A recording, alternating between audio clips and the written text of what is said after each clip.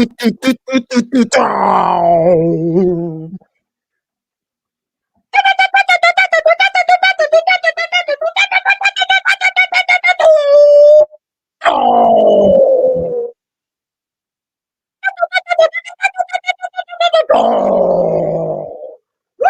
Gainwell!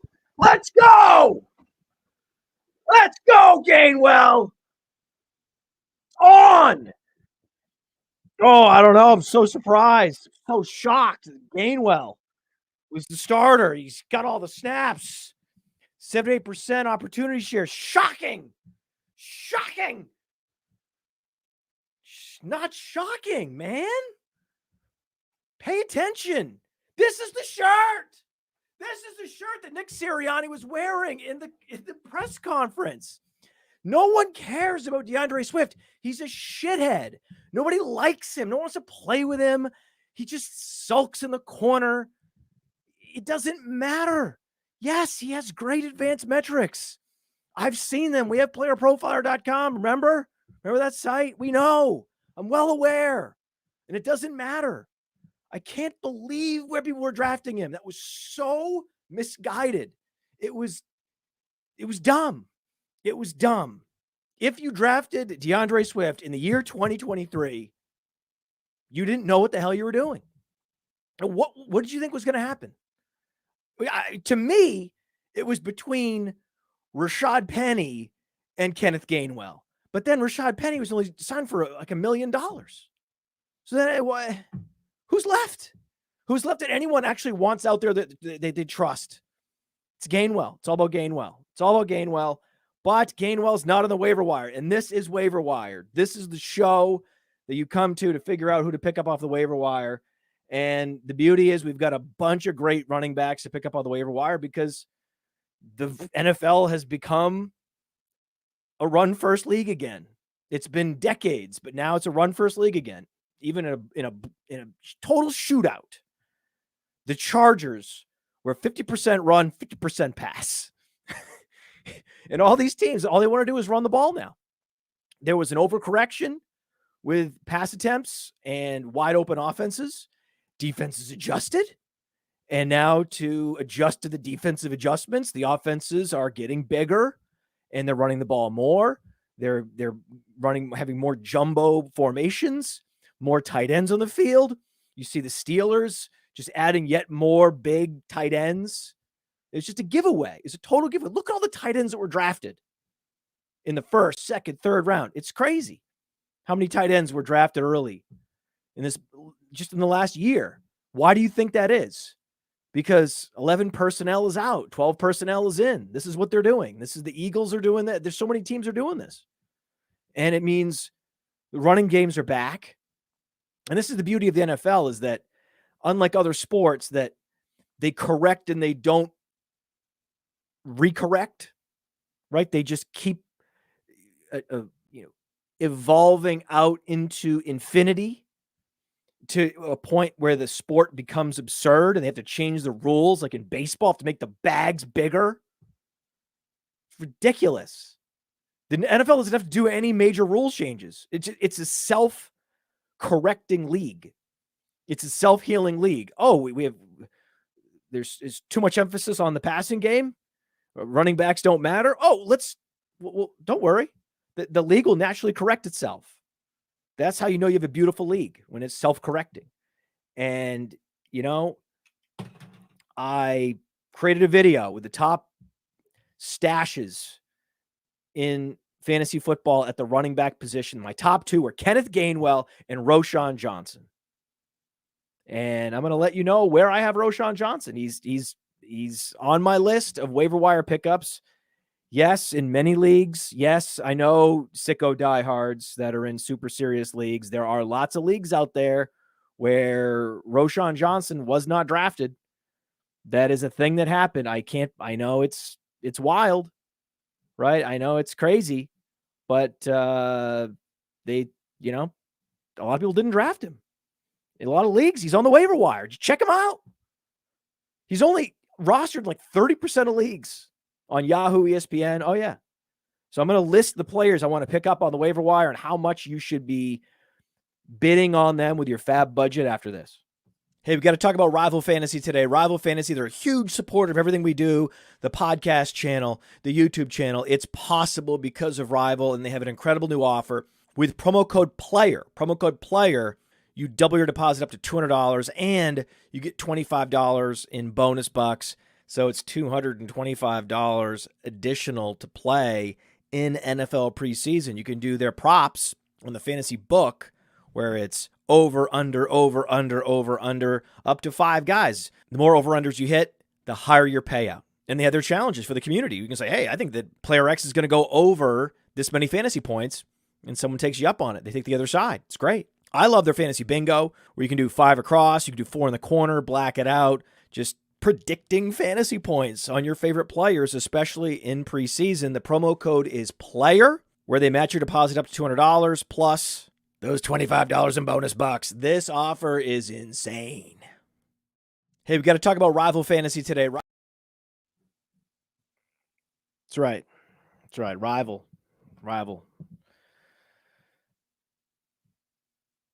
It starts with the running back position. It ends with the running back position on the waiver wire.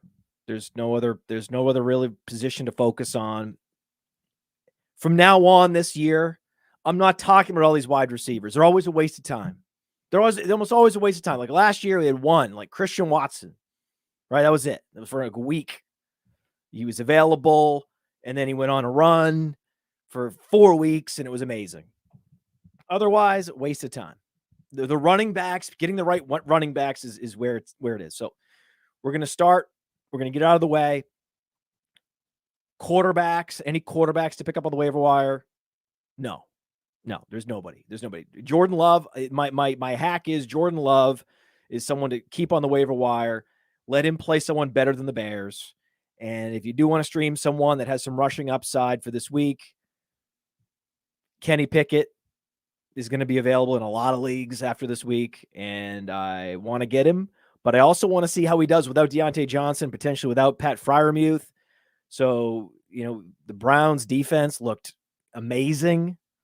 Even though there was bad weather conditions, still they shut down Joe Burrow.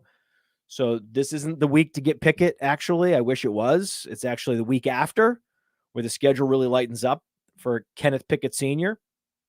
and starts getting the juicy matchups we want. So in the meantime, you just don't have to pick up anybody. If you didn't like what you got from Dak Prescott, just keep playing him. Go right, whoever you drafted, Geno Smith, Dak Prescott, just go right back to those guys.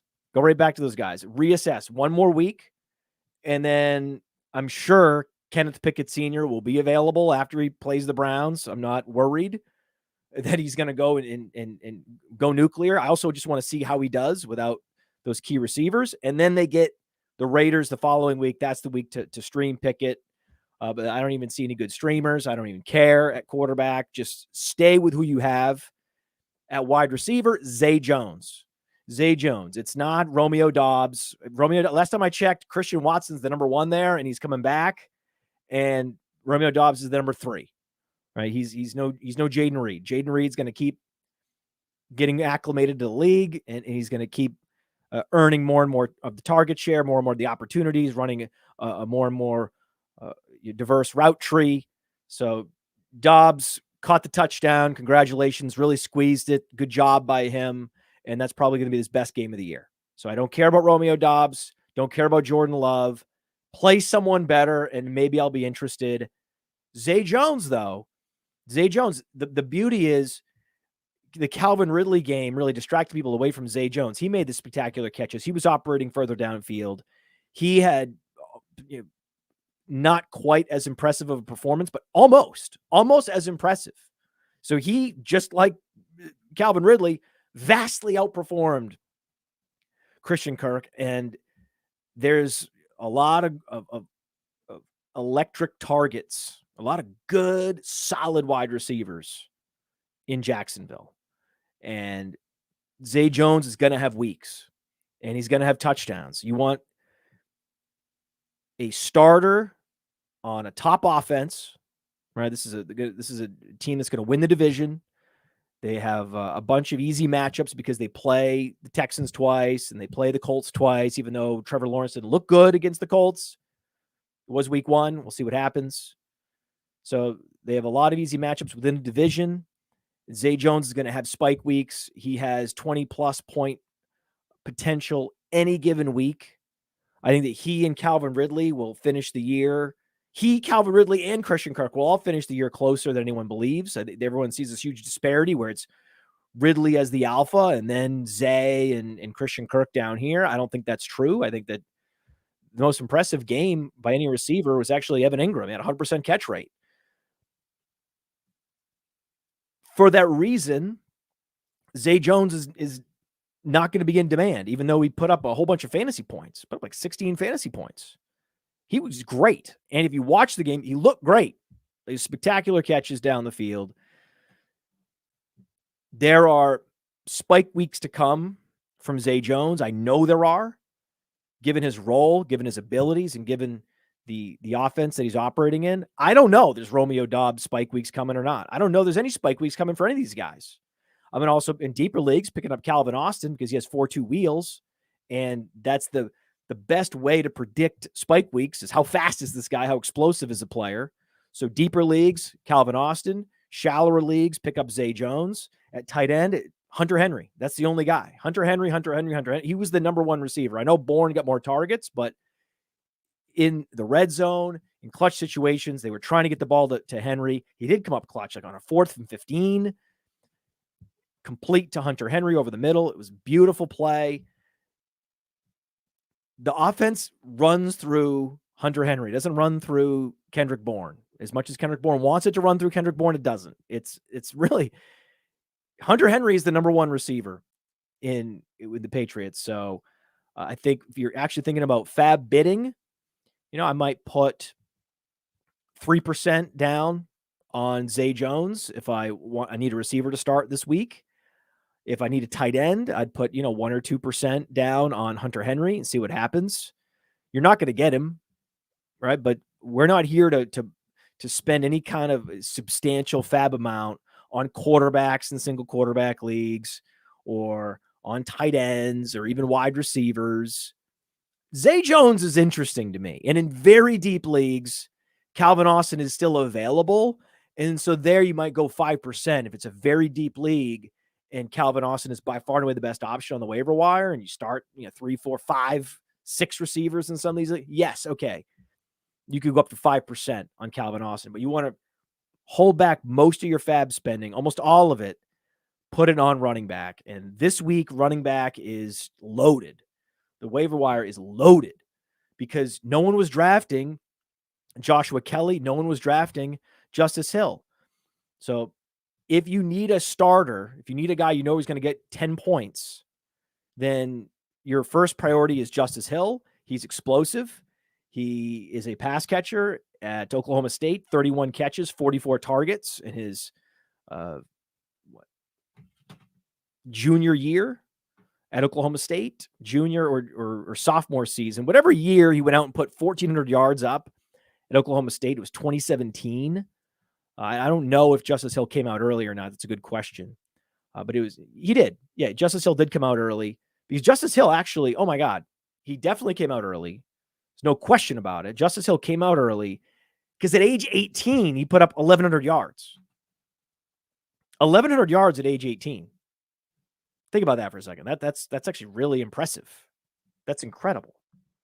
1,100 yards at age 18. At age 19, almost 1,500 yards rushing for Justice Hill and 31 catches. So we know he can catch the football. He's a better catcher. He's better in all ways. He's better in the red zone. They gave it to him in the red zone. I didn't have the yardage, right?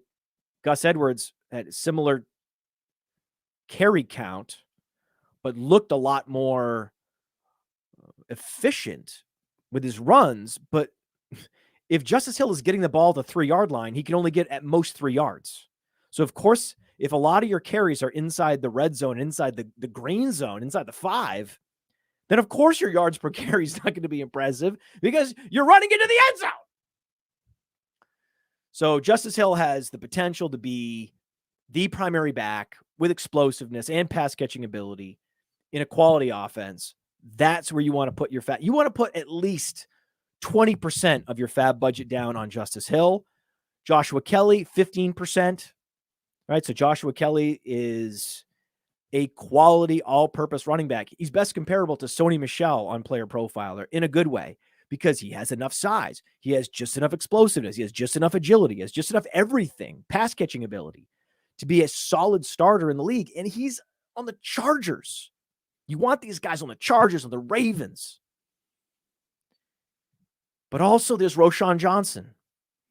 And I was talking to Andrew Cooper today, and we believe that Roschon Johnson has an even higher ceiling than both Justice Hill and Joshua Kelley because he's a better running back than those guys. He's bigger, even better in the passing game than both of those guys.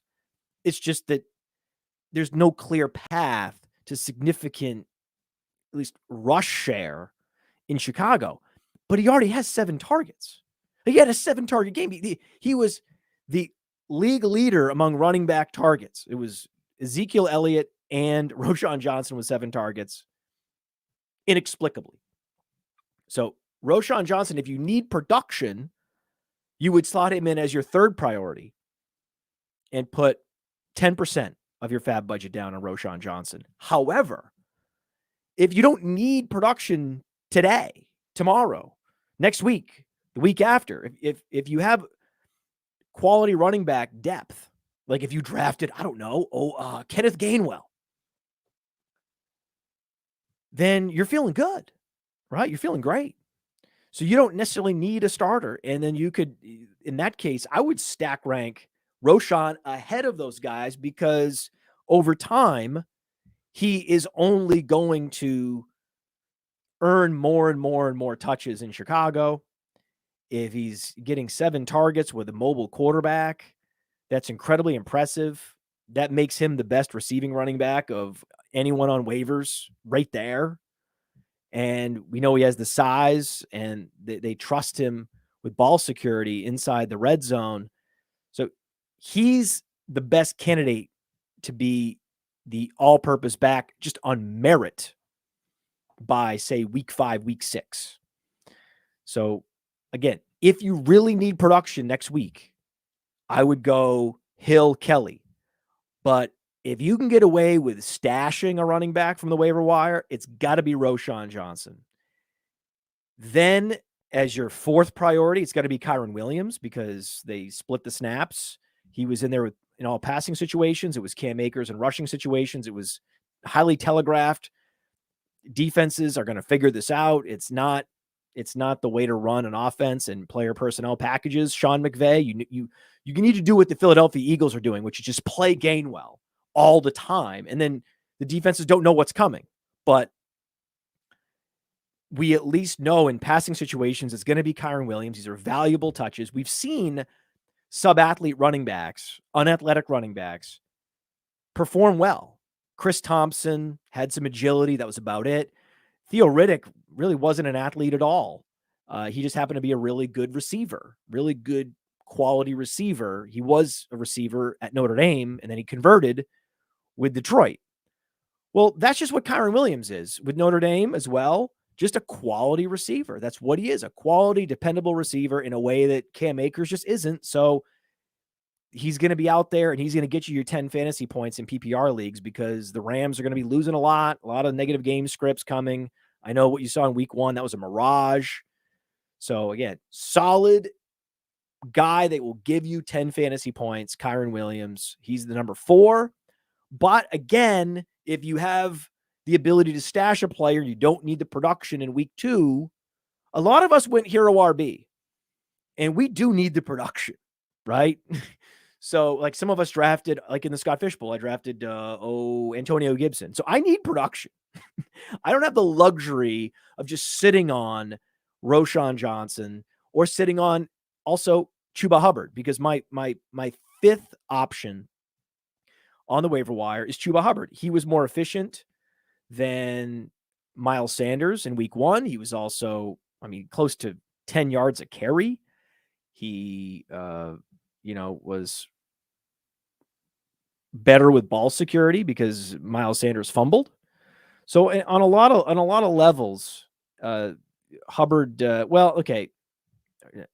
not 10 yards a carry. Okay. Hubbard went 9 for 60 on the ground, right? So more than 6 yards a carry. That's impressive, right? And he just looked better. I mean, didn't he? I mean, that was just, it's not a good sign, right? Even if it's just the eye test, it's not a good sign if the starter looks measurably more sluggish and worse vision than the backup. If the backup's the same size and looks more explosive and looks like he's finding the cutback lanes more easily, that's not a good sign. Even if you don't know what you're looking for, even if you just don't know much about football and you watch these games and you're like, oh, well, clearly this guy's, better than that guy. I mean, just watch him play, right? Whatever. That happened with the Carolina Panthers. I was watching that game and I was like, this is fine. Miles Sanders looks fine, but he does not look like a starting running back in the league. Chuba Hubbard looked the part more than Miles Sanders, and then it showed up in the box score.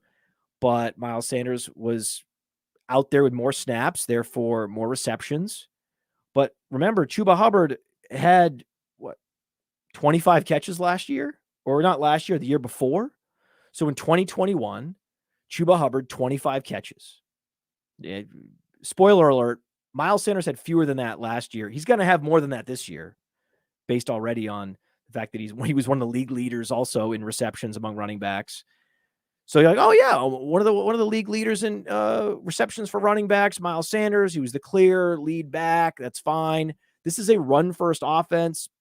Miles Sanders is going to get volume, but so is Chuba Hubbard. There's some standalone value there, and it's just Blackshire behind Hubbard, who is more like Kyren Williams, more like Theo Riddick, more of a converted wide receiver playing satellite back. So the job would be Hubbard's if Miles Sanders misses games. He's had a history of ankle problems. For a run-first offense with a good run-blocking offensive line, there's a lot of stash potential. There's a lot of contingent value with Chuba Hubbard, where if you have the roster space and you can stash him, he showed out well, and I think he's the perfect guy to stash if you don't need the production. Another guy to stash, the final guy to stash. We'll wrap it up here. This is the other guy. So again, to summarize, you want to put your money, your FAAB budget money on running back this week. 20% on Justice Hill, 15% on Joshua Kelley. You can get Roschon for 10%. I wouldn't overspend on Roschon. You're going to get him. Just try to find roster space and get him for 10%. And then Kyren Williams, 5%. Chuba Hubbard, 3%. And then 2% of your budget on Tyjae Spears. Tyjae Spears played more than I was ready for. I love Tyjae Spears. I didn't realize they're going to play him this much. I mean, he was out there. He had, the 3 carries, but he looked good as a runner. He also had the 4 targets. I mean, no one played well in this game. He clearly didn't. What did he have? 29, 28 total yards. It wasn't that impressive. You can get him for 2%, but he was out there for a lot of the snaps and a lot of the passing downs. And I wouldn't have. He's electric. And I want Derrick Henry out there. You want to throw to Derrick Henry. You want a screen game to Derrick Henry. You want to dump it off to Derrick Henry. Why they went away from that in the second half, I don't know. It was mind-boggling. It was befuddling. I didn't understand it. That's what they do, right? But hey, if they really like Tyjae Spears this much, then we need to like Tyjae Spears this much because, again, like Chuba Hubbard, there's no one behind him, right? There's no one else. There's no other running back that got a touch that I'm aware of on the team. It's Julius Chestnut. Julius Chestnut would get carries if Derrick Henry misses games. He would get 8 to 10 carries between the 20s, but it would be Spears in all the fantasy point scoring situations. So that's another guy to stash. I think the upside for Spears, because he's such an electric receiver, probably a little bit higher. So the contingent value for Spears, a little bit higher than Chuba Hubbard. Those are the 2 guys I would stash where Kyren Williams, Joshua Kelley, certainly Justice Hill, even Roschon Johnson now, because he put up 20 fantasy points. This is crazy. This guy, amazing, right? So those would be the guys that offer production in week 2 and beyond. But the number one guy, the guy with the contingent value, the guy that's giving you production now, is going to be a bell cow in the weeks to come. Isn't it? It's all about Roschon Johnson. Hey, I want to take a moment to thank you for tuning in. It's important to me that all of our media be free. This is only possible because of you allowing a true independent sports media enterprise to thrive unlike any other in the business. So please subscribe to the All In Package to continue to make all of this possible, to ensure that all of our stats, information, data, content is available to you, especially you, the people that get the site and get the show.